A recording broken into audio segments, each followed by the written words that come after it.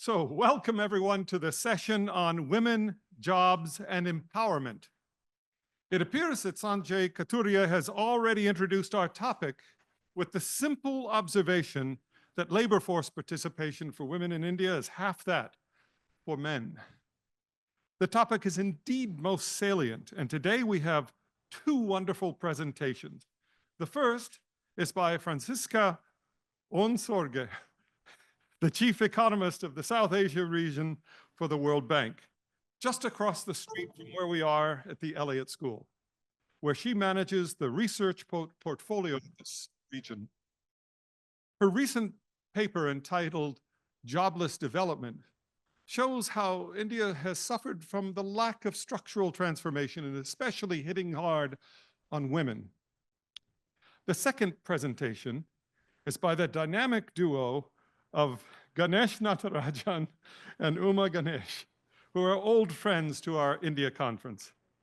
Dr. Uma Ganesh is founder of Global Talent Track, a leading vocational skills company, and of 5F World, a platform for global consulting for startups and social enterprises, and was previously Chief Corporate Development Officer with HSBC Global Resourcing.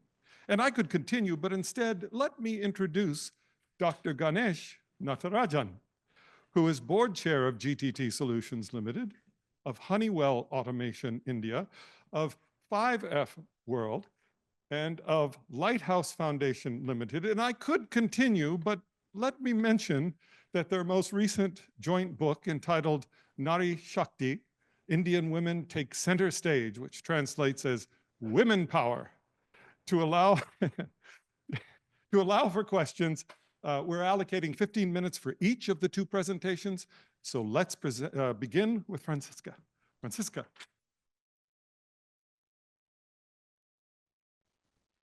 Thank you very much. A pleasure. Lecture's not working? Okay, fine. Okay. Thank you very much. A pleasure to be here today. And I will tell you about our work on the second source of untapped growth potential for the region, South Asia, including India. If you read the news, you might sometimes not think that there are many similarities between the various South Asian countries. But there are actually quite a few. One of them is how low trade is, how weak trade is across the region. And the other similarity is how few women work across the region. Can you take one more? So this summarizes the remarks of Martin yesterday. This is the problem. On the left-hand side, you see that India is actually growing faster than all the other, faster than all the other G20 countries, so all the big emerging markets. So it's growing faster than others, but it's not growing fast enough to meet its own goal of Viksit Bharat. Yeah? So we expect growth around 6-ish%. But of course, for Viksit Bharat, that's the point of the chart on the right, is you need growth of around 8-ish%. And that's true for India. It's also true for all the other South Asian countries. None of them are growing fast enough to actually achieve their own set goals. There's only one country, Pakistan, which hasn't formally set a goal of reaching a certain income status. All the others have formal goals on certain income status. So if you go to the next one, I'll structure my remarks also like Martin, along 3 slides. The first one is, how large is this untapped potential? So spoiler alert, it's large, really large, in economic terms. Second, why is it so low? Why is female labor force participation so low? And the third question is, how can policy help raise it? So let's start with the how large. Next slide. One more. One before that, please.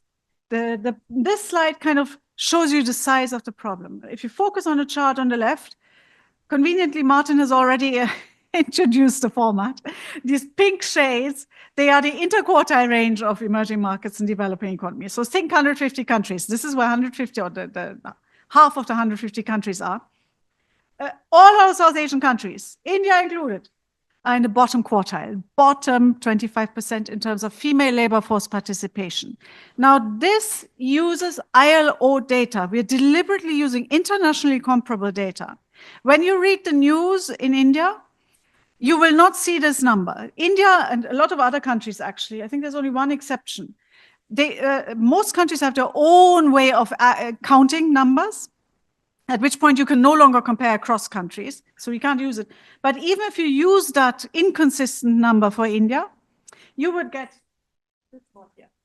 Yeah, you would get to just barely the bottom quartile.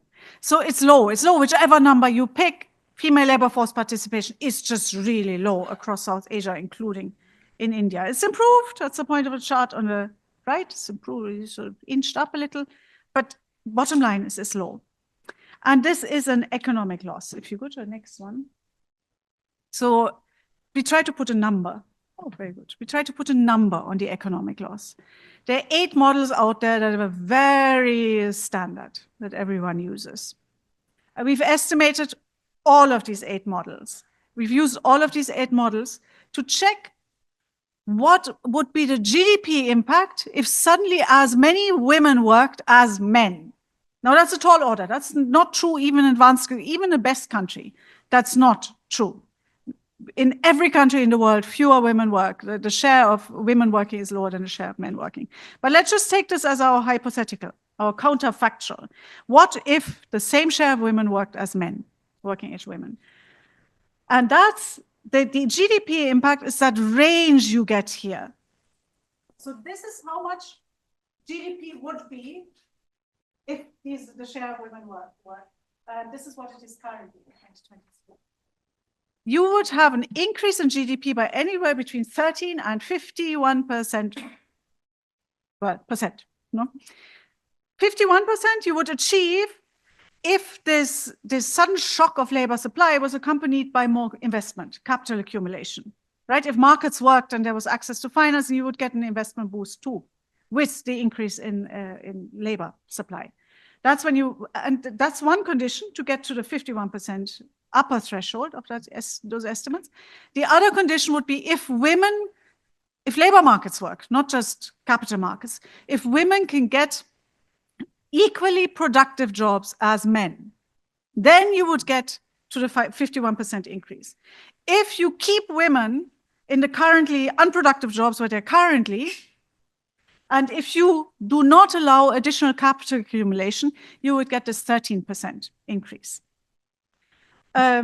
So big range, depending really on the flexibility of the economy. Can the economy accommodate this additional labor supply as it happens from women? Could be any labor supply, but it happens to be from women in this scenario.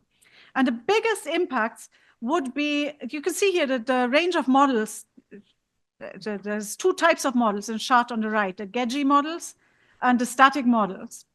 And they give you these different ranges. The biggest improvements would be in the 2 countries, Pakistan and India, with some of the lowest female labor force participation rates now, which makes a lot of sense. So if it's such a no-brainer, such an economic no-brainer for more women to work, why don't they? And that takes us to the next question. It's a perfect storm. It's just an impossible combination of problems.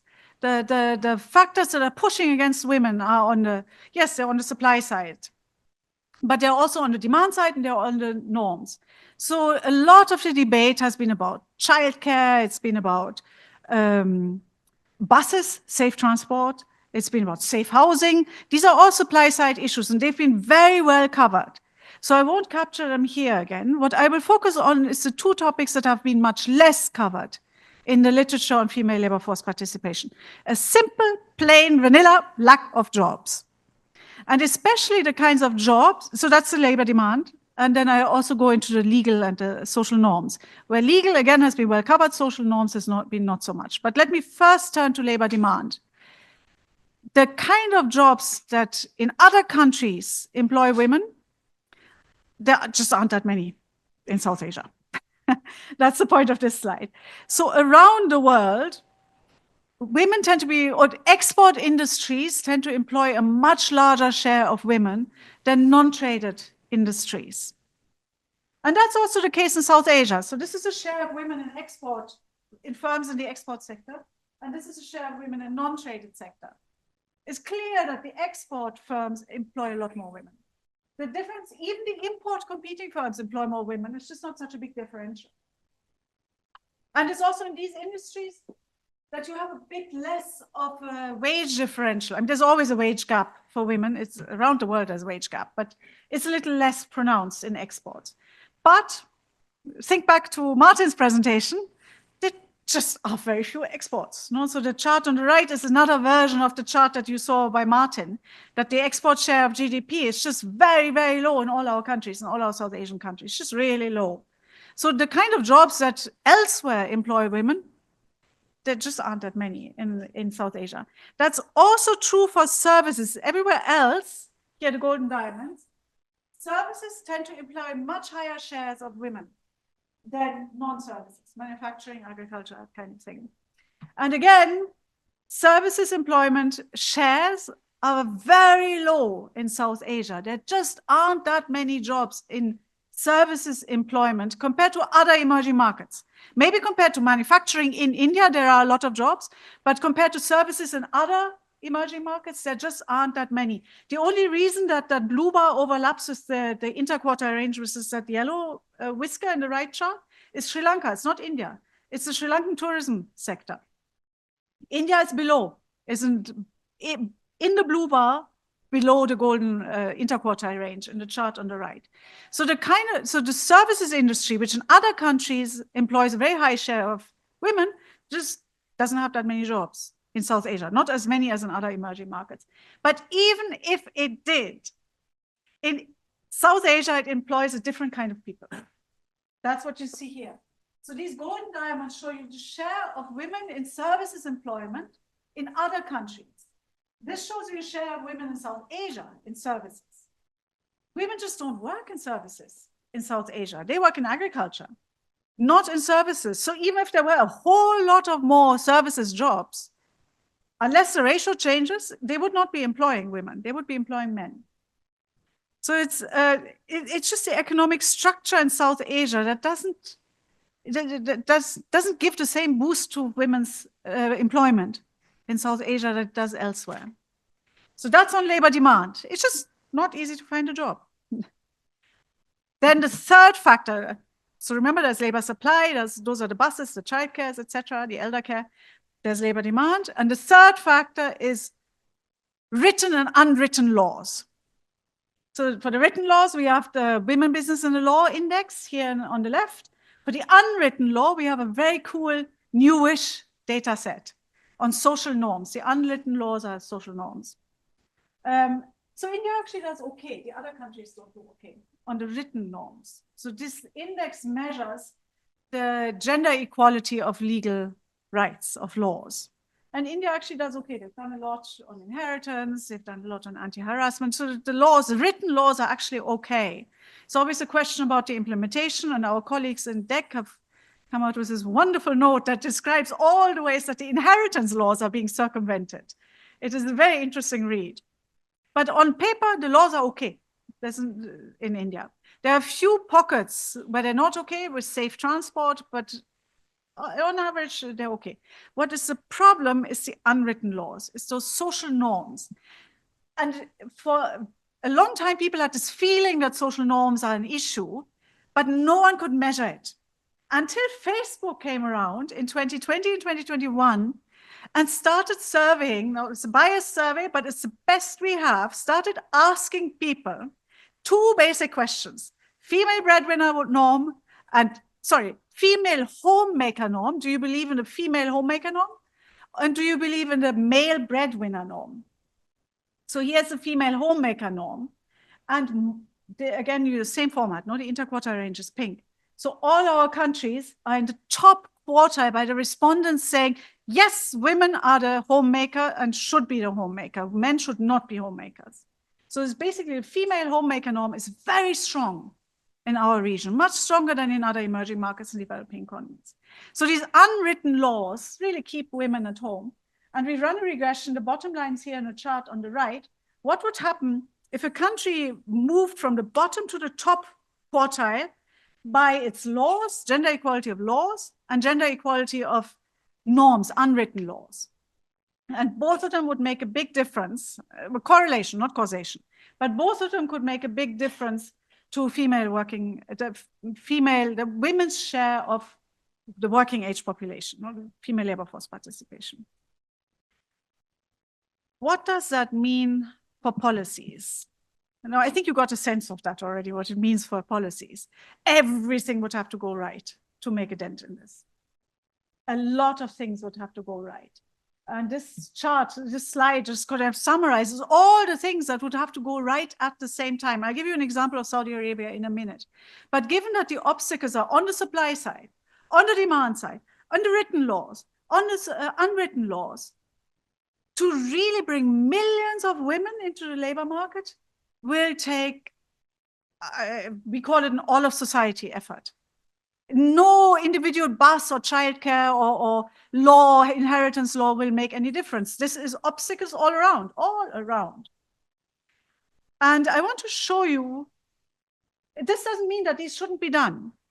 What should be done is what Saudi Arabia did. I'll show you the slides and check the data in a second. But what Saudi Arabia did, it spent about 2-3 years getting the foundations right. It changed the laws, yes, yeah. It changed the laws, yeah. It changed the laws, and then when the economics came together with the laws, things just came out right. See that what happened in 2020, so Saudi Arabian female labor force participation just jumped. And the reason was that even before they had changed the laws, they had allowed driving, they had allowed women to walk around without a guardian, they had allowed passports, and here they allowed, they removed these industrial restrictions. But those were the laws. What came in 2020 is the economics that came with it. You had a big collapse in oil prices, GDP collapse, all the migrants left, and suddenly you had jobs for women. It's the labor demand that came together. And with that, let me conclude. Everything will need to, a lot of things have to be going right, but one can lay the foundation so one is ready for the moment when labor demand comes. Thank you.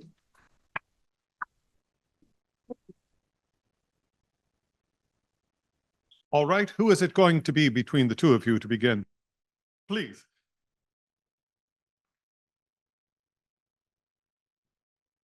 Thank you very much, and pleasure for us to be here. And thank you, Ajay, for inviting us to come from India and speak at this very exciting conference.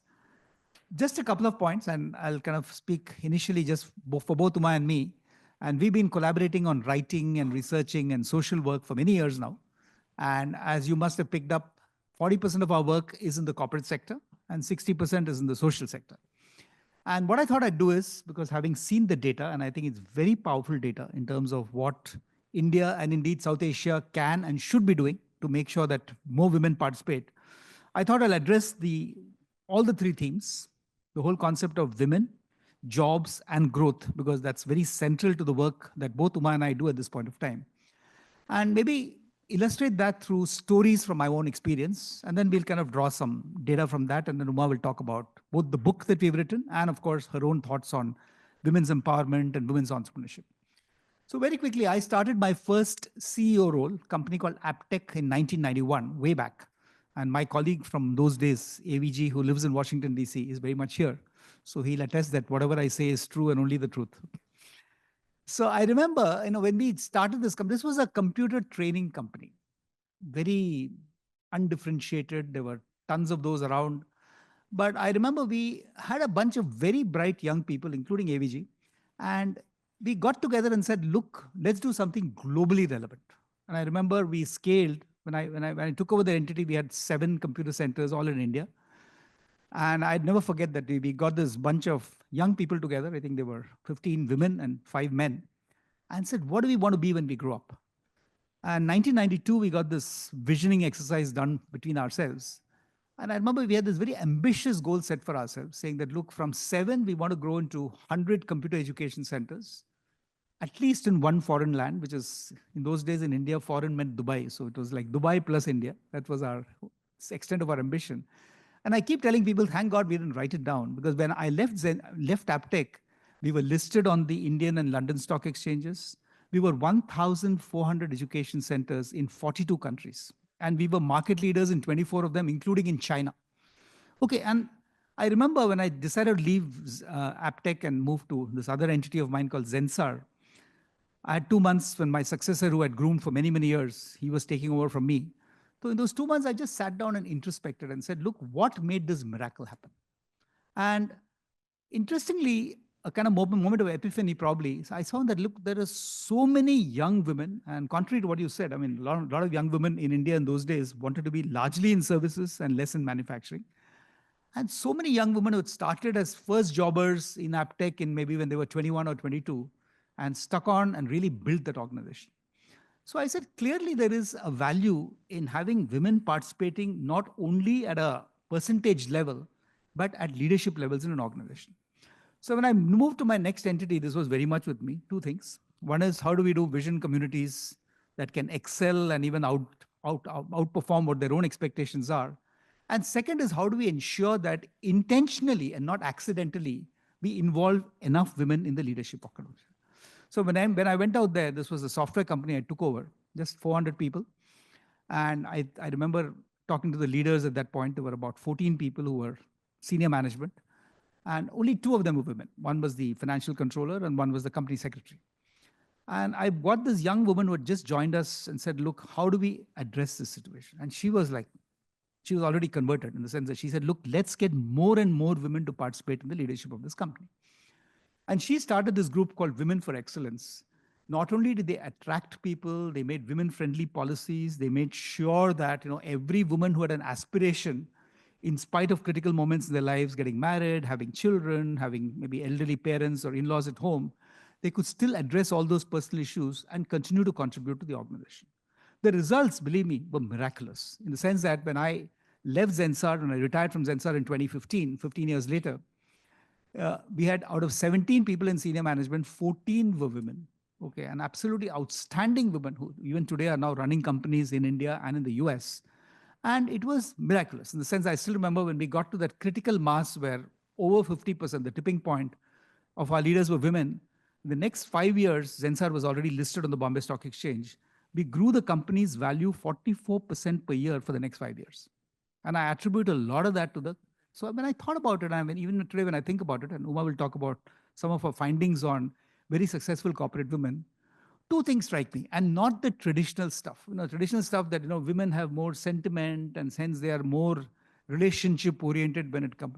I promise you, women are as kick-ass leaders as anybody you can get. Okay, I do not believe that it's sentiment and value. It is just the willingness to get onto something and make that happen. So I'm convinced about it.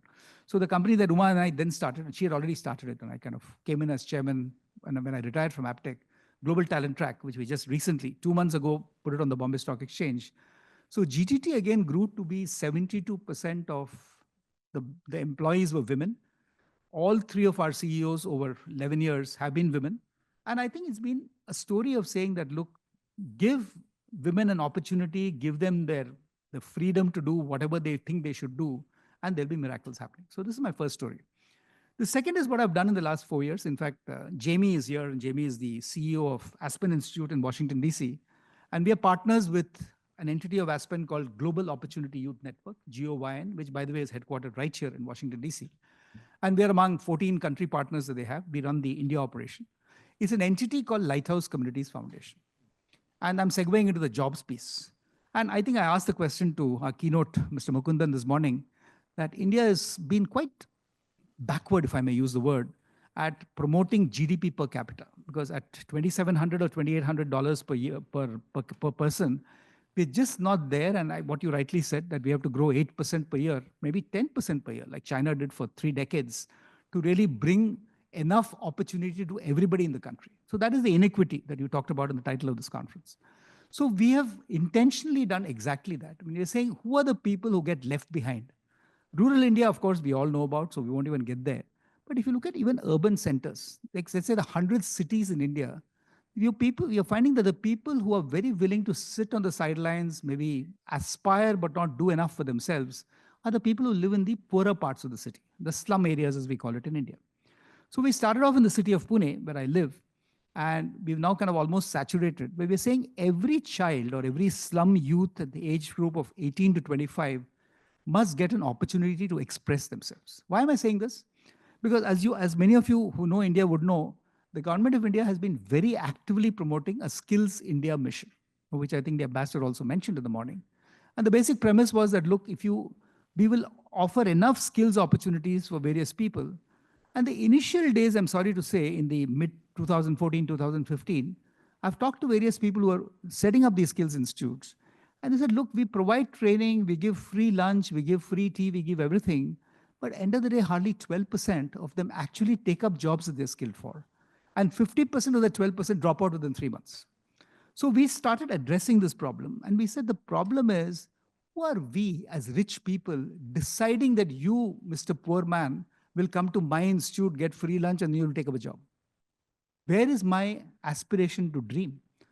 So we now work primarily 6 weeks on getting the fear out of youth's mind, giving them the agency, as we call it, which is the social sector term, to dream, and then looking at them, I call it horizontally and vertically, because what Global Opportunity Youth Network is, it's place-based change. So in a city, we would look at every education opportunity, every employability opportunity, every entrepreneurship opportunity, and enable them to dream their dream and find pathways to that dream.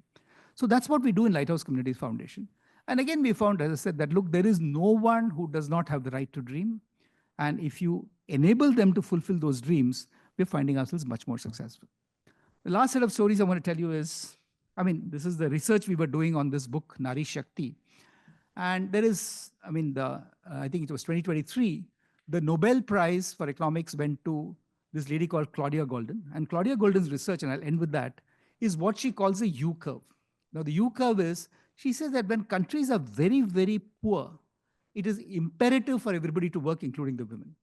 When countries get a bit richer, the young women start not dropping out of work because the families say, and I think you mentioned it, the whole paternal thing in India and in other parts of the world, the young women drop out of work. And then when countries get more successful, like it happens in the West and now happening in the metro parts of India, women start working again. So this is something we've been researching, and Uma will give you case studies on what happens here. So just to conclude, I think it's important for all of us to dream those dreams and enabling people around us to dream. It is extremely important for us to recognize the power, the potential of the women and enable them to succeed. Thank you very much. And now, Uma, to see the power and potential of the woman. How much time do I have? All right. Okay. Good afternoon, everybody. Really delighted to be here, and thank you very much, Ajay, for inviting us to be part of this conference. We had an excellent presentation by Franziska. She has presented the full context on this theme, and Ganesh has talked a little bit about some of the approaches that have been successful to attract and retain women and encourage them to be seeking jobs. Based on some of these insights and my own insights of working in the corporate world and also being an entrepreneur, being able to support in terms of job creation and training for close to about 100,000 people every year, out of whom at least 70% are women. And when they get placed, what are the challenges they face? What are the requirements of the corporate employers? And for that matter, lately also in terms of entrepreneurship opportunities that are emanating, there are these are very exciting times, of course, but at the same time, there are certain pressures which are keeping women back. And whether it is interactions with all these stakeholders, including the government agencies, the policy planners, we have had some fabulous insights which have helped us to keep shaping the models and refining the models from time to time. That resulted in this book called Nari Shakti, where aside from our own insights, we have had some rich experiences being shared by people like Arundhati Bhattacharya, who was former chairman of State Bank of India. And of course, there are thought leaders, scientists like Professor Mashelkar and Professor Kelkar, who are in fact the co-founders, along with a few others, of Pune International Center. And the book is actually released as an initiative under PIC. And there are many other such thought leaders who have contributed towards what can be the potential of Indian women in the context of Vikasit Bharat that we are all dreaming about. And how do we address those challenges from all the perspectives? Like Franziska mentioned, there is not just one dimension, there are multiple dimensions which have to be addressed in a very compelling manner and in a consistent manner, um, and very, very speedily. So what I'm going to talk about in this short span of time that I have, I'm just going to touch upon two broad areas when it comes to employment and when it comes to entrepreneurship. What are the specific micro areas which have to be addressed, which are pulling women back, or which is not enabling the country to exploit that potential in toto? When we think about employment, starting with how are they getting educated, and thereafter, are they ready to move into higher education?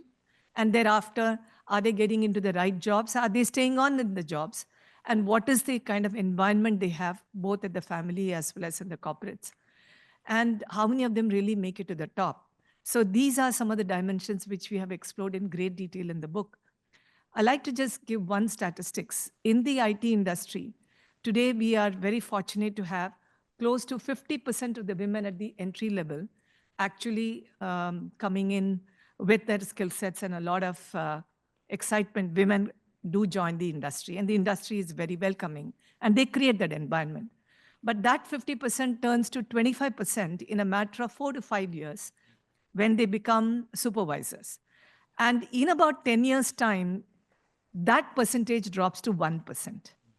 So imagine the humongous investment the families have made, the individuals have made, the country has made in terms of educating them. And today, when you talk about STEM programs, we have almost 50% participation, 48% participation of women in STEM education. But only 14% actually manage to get STEM-oriented jobs soon after the education, and thereafter the story that I just described. And on the other hand, the government has been trying to come up with policies to support women and have said, look, if you have a concern about what happens once I have my child, don't worry, we will give you 6 months of leave leave with pay, and you don't have to worry about your job. This, in a way, is fantastic, good news for most women. At the same time, if you look at employers, today the thinking amongst many employers is, should I really be employing these women? Because for 6 months, I'll be bearing that cost. And there is a lot of uncertainty after 6 months whether they will even come back. And from my own experience of running companies, I have seen that 8 out of 10 women avail those 6 months, and they do not really come back to work. After 6 months, they just give up. So these are questions, these are concerns we have to address alongside this whole issue of why do they drop off. It could be also because there are no basic, you can say, dependable quality crash facilities. Although companies have tried it and are continuing to do it, that's not adequate. And there are many other things. So this is one dimension of, on the jobs front, what are the kind of struggles we are facing and how we need to think about policies which could address some of these micro issues. Unless those are addressed, I don't think at the macro level we are going to see women, although 48% of our population is women, they contribute only to the tune of about 18% of GDP. So if we have to move that needle to even 25%, we have a long way to go. The last point I want to mention, and do I have a couple of minutes to do that? Yeah, so in the field of entrepreneurship, India has got a great startup story going, and everybody is excited about it. But once again, if you look at primarily women-owned startups, it's only to the tune of about 13%. And yes, some preliminary success stories have started coming along, but we have a long way to go. Let us keep aside the entrepreneurial ventures. If we talk about this phenomenal workforce potential we have in the rural areas, and Ganesh spoke about those who live in the communities who cannot, because of education and other reasons, they would want to earn, but they want to earn from home, or they would like to have micro enterprises. Now, in this context, we have set up close to 12 crore SHGs in the country. But, when you talk about this 1.12 crores SHGs, the number of, the percentage of these SHGs, 88% of them are women. But, while we are very happy that they are taking loans and returning loans, the fact remains that majority of them, unfortunately, are utilized for purposes other than setting up enterprises and doing something meaningful out of those by women. So we got to really think very deeply about this issue as well, as to how do we encourage more women to develop their own livelihoods and what kind of ecosystem we need to create, market access, technology access, knowing the latest trends, and of course, capacity building. So I would like to end by saying that there are a few learnings from other countries, which perhaps policy planners in India could possibly look at.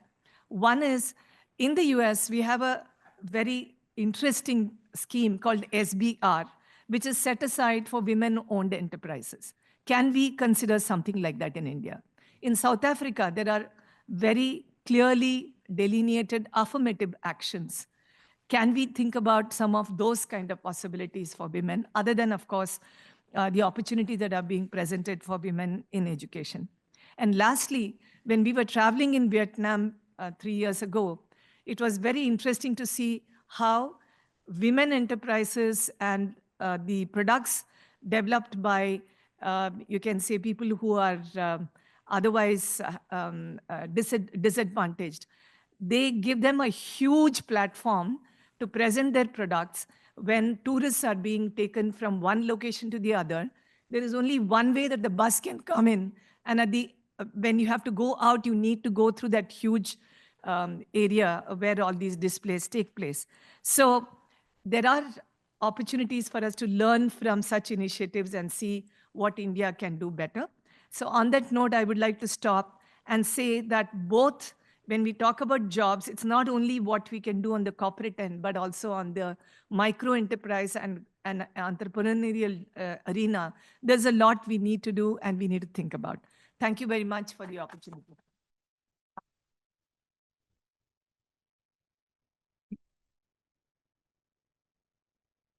Great. So everyone come on up here. Fabulous.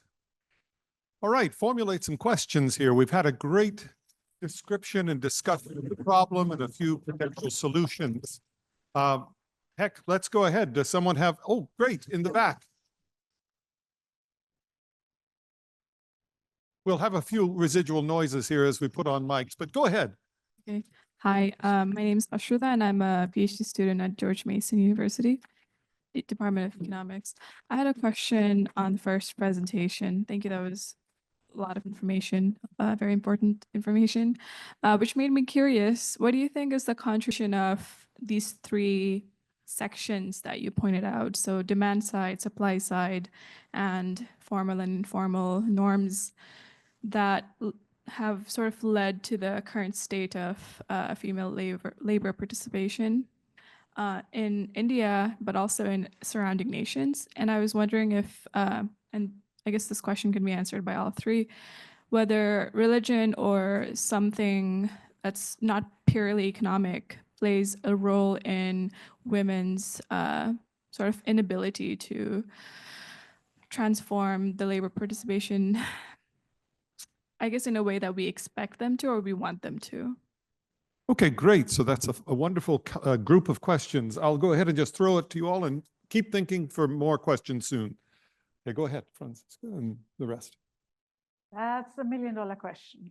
What is the contribution of each role, the supply, demand, laws, written, unwritten laws? And I don't know the answer. Many people have asked that. And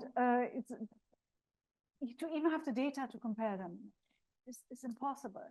But I think perhaps the way to think about it is that none of them can be zero. It's almost multiplicative rather than additive. If any of them is zero, you won't get any increase in female labor force participation. All of them will be needed to really make a difference. And I think this is a bit the point you made also, know that you need the micro in order to get the macro. Right. It really needs movement everywhere.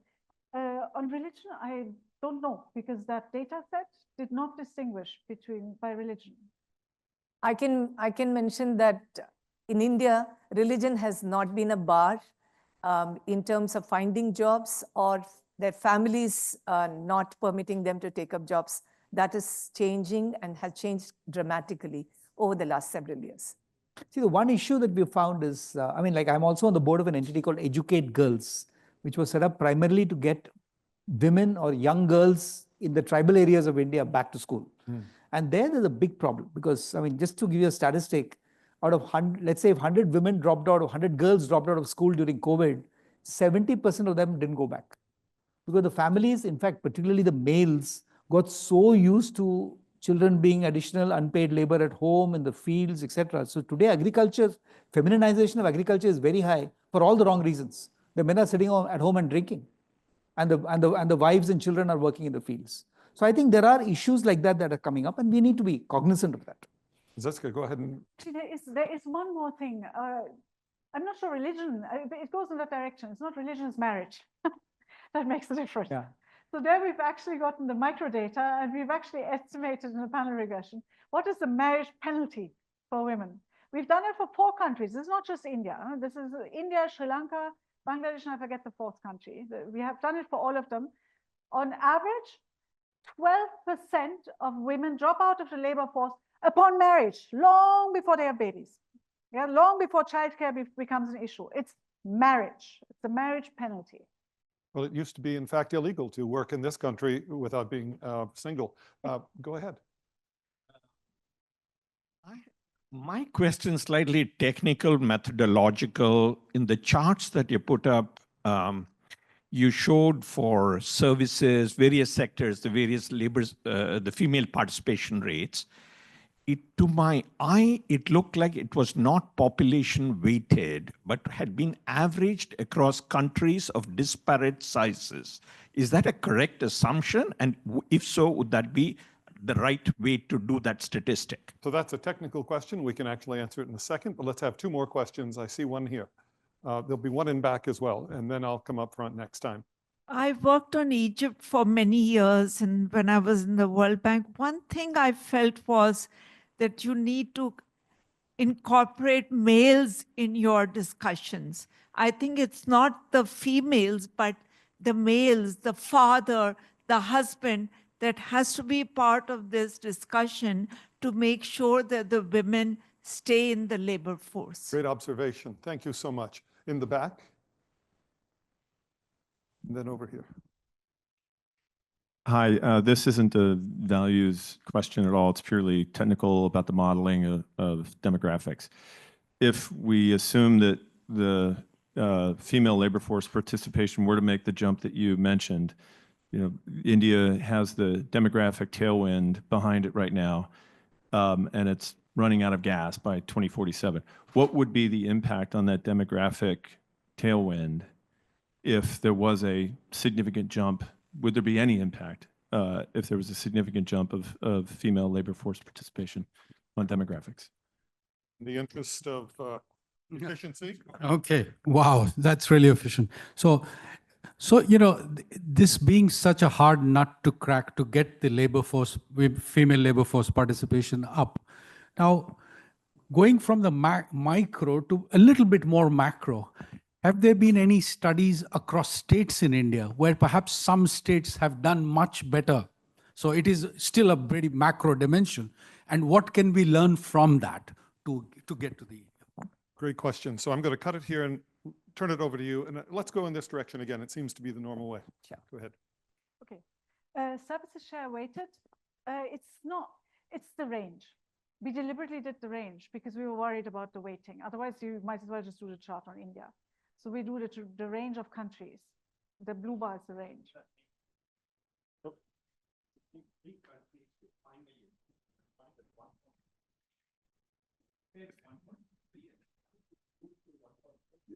Yes. But go ahead and answer, and then we'll finish. Okay. Yes. So all of the South Asian countries are below other emerging markets. So it doesn't matter which way you weight, they will always be below all the others, regardless of how you weight. Okay. Service, I agree with you. That's all I can say. I agree with you. The tailwind from demographics, I think, goes a bit as the caveats of the model. So I don't know the answer to your question, but it touches on the caveats of these modeling exercises, all the modeling. There's not much you can do about it.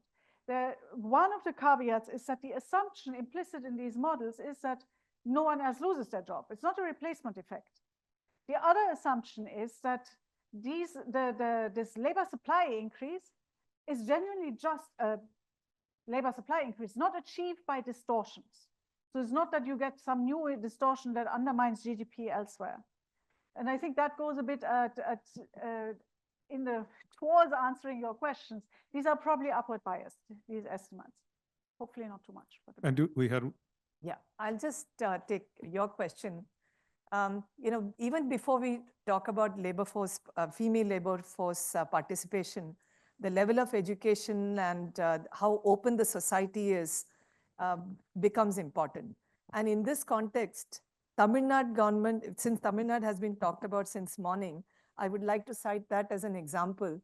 Way back in the 50s, during the time Kamaraj was the chief minister, he introduced a midday meal scheme that enabled even those who were in the construction sites to send their children to schools so that they could get educated. From there on, because of the favorable policies for encouraging women to be in the education system, the reservation system, and all of that, today the state is able to stand tall in terms of creating those employment opportunities, and every job today, even the so-called lower in the category jobs, women are willing to participate. They find this much more remunerative to be there to take on these jobs than just remaining in agriculture. And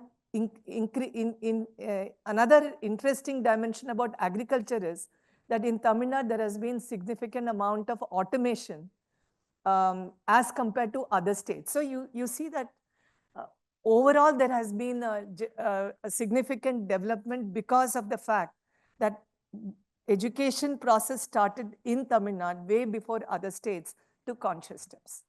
Just a quick comment on your question, ma'am. I think you 100% agree on what you said. And in fact, just to give you a statistic, I remember 4 years back, there were 2 of us as men invited to a conference of women on discussing women in leadership. It was quite amazing. There were 180 women and 2 of us. And we got completely bashed up by every woman saying, you men are the reason for all the problems in corporate India, et cetera, et cetera. So we requested them, next time, can we at least increase our cohort by maybe 3 times? So they got 40 men and 100 women. The whole conversation changed because it was much more collaborative, much more participative. We've recently supported an entity called Equal Communities Foundation in Western India. And this is run by an amazing British gentleman in India. And it actually educates only young boys on how to deal with women. And that is really making a difference. Last but not the least, I mentioned my company Zensar, which we grew to 70% leaders became women. And I remember one of my last days in office, a bunch of men met me and said, look, the Women for Excellence group has already succeeded. Can we now start Men for Excellence? Because men deserve a chance. Franziska, go ahead. Your question on the states, I want to get back to. We did actually do the state decomposition of female labor force participation. Okay, some are better than others, but all of them are in the bottom quartile. Okay, excellent. So that's the last question. Let's go ahead and, yes, I'll get you up front next. JP Hogan. It seems missing is the single income family model. Is there, before you say whether a woman should work, whether staying home is equal work or more work than the man going to work, before you solve that, is there a societal need maybe to have one income households, and so that someone is still doing the work of having that community tie, doing what is actually work? Okay, great question. In front. Yeah, so it's a fascinating thing. I'm glad you laid out some of the hard nuts, because when I was at NASCOM, I organized a group of looking at improving women's participation in the labor force. So 2 things. One, the micro one, these hard nuts, and nobody had an answer. So the only one we could come up with was maybe the government should subsidize those sort of things, but there are problems with that. Yeah. But the other big thing that we found, which has to do with the statistics, that we found even in the service sector, and we're looking only at the urban service sector, there were at least 3 very different stories emerge how you differentiate. For example, the story changes if you include construction and services versus industry. Story is totally different. True. And thirdly, it's so-called modern services versus traditional services. Actually, that is not good enough either. But, so I think unless you go to that level, the solutions, you bark up the wrong tree. Thank you for that commentary. Great. I'll run over here. I saw a gentleman back here. He had lots of hair. There we go. So as you mentioned, children are actually a big thing in India. Why isn't there emergence of more nanny jobs, babysitting jobs? Like in US, there's Baby Connect, Daily Nanny. I mean, why isn't there like an Indian nanny unicorn app or something? What's going on? Like, why isn't there? So some questions. Do you want to stop now and answer? No, I think we Okay, took well, that keep going then. Thanks so much. Great presentation. Thank you very much. My question is for Uma. This is not a data question, just an observational question. What do you observe with older Indian women entering the labor force? We know there's like a huge youth population, 19 to, it's 170 million. I just wanted to hear your thoughts on that. We have room for 2 brief questions and then that's it. Yeah. Brief. Ms. Ganesh, you were stating a statistic that as women progress in their career, the percentage of their participation decreases. But what are the reasons? Is it just because the social aspect of it, or is it because of the skill factor that they don't have? Thank you. And if you can remember all that, one more and we're done. Wonderful presentation, Franziska. I just wanted to know, as a specialist in South Asia, and also having seen what the statistics show, and also like the social norms, biggest barrier, I wanted to ask, what is your take on what is the biggest solution in overcoming the social norm? Because like we know that the government, like legal, all of this is working, but like in terms of what can be done as policymakers that this barrier of social norm can be overcome? Great. So let's wind it up. Yeah. Okay. So the first comment, I want to follow up what you said, Ganesh. I must tip my hat to all the men in the room. When we've had these discussions before, and I've had many of them over the last 6 months, it didn't used to be my topic, the room was only women. So thank you for everyone that's staying. It really is what you said. Without the men, it makes no difference. The second is the single household, and I think the answer was coming from you. This is the supply side issue, that women are needed to do the elder care and the children, the child care. But if women worked, then the nannies would come and do the child care. You'd have more nanny jobs. That's the question. So it comes back to labor demand.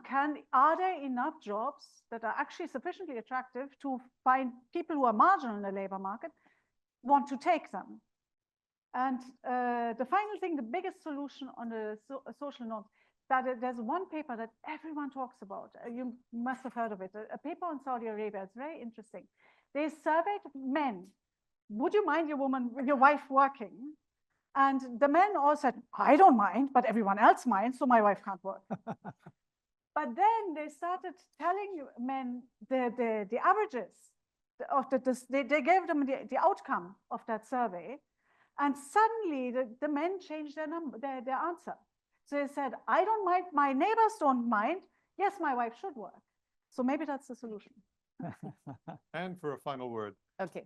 So that question about nanny, there are a number of apps, and then there are lots and lots of options available for women to choose from. Not only for childcare, but as you know, the elderly population in India is going to touch, is already above 120 million, and that's going to grow. And there is a humongous requirement there as well. The real problem is what Franziska mentioned, which is at what point will a woman say no to a job? Jobs are available, but the ability to pay, the willingness to pay is X, whereas the expectation is X multiplied by a factor of 5 or 10. So that is where I'm saying that if there is a determination for the country that we want to make women contribute more to GDP, and therefore we have to rethink our policies, it will of course cut across some of the established societal norms and family norms and so on. But if economics speaks, everybody will wake up. So that will be my answer to that question. Just quick response to your question on why do women drop out? I think it's pretty obvious, but I mean, the statistic completely supports what you're saying. I mean, if you look at engineering output in India today, 52% are women. If you look at leadership positions, 8 to 10% are women. Board level, less than 3% are women, and that too because of a mandate from the government saying that every publicly listed corporation must have one board director who's a woman. And even that people try and evade in some ways or the other. Okay. But the reasons are obvious. I think the initial impetus for everybody to work is there, at least in the largest towns and cities. The dropouts happen, I think, as Franziska also mentioned, the minute they get married, there is an inclination to drop out, sometimes because they don't, I mean, they want to focus on the family. Sometimes exactly what you said very well, that, you know, the family doesn't want you to work, even if the husband says, I'm okay for you to work. Children are another big thing. I mean, I remember my company secretary, whom I mentioned was one of the 2 women when I joined Zensar. She dropped out after maybe 6 months, saying that, look, I reached home one night and my mother-in-law said that your son got only 97% marks in math. If you had been a stay-at-home mom, he would have got 99, and she dropped out. I mean, this is a social pressure that women keep on themselves. So my own feeling is we as men must support women. Women as women must support other women, and women must support themselves to be more thick-skinned, if you will, to stay in the workforce. Well, on that note, let's finish and round of applause.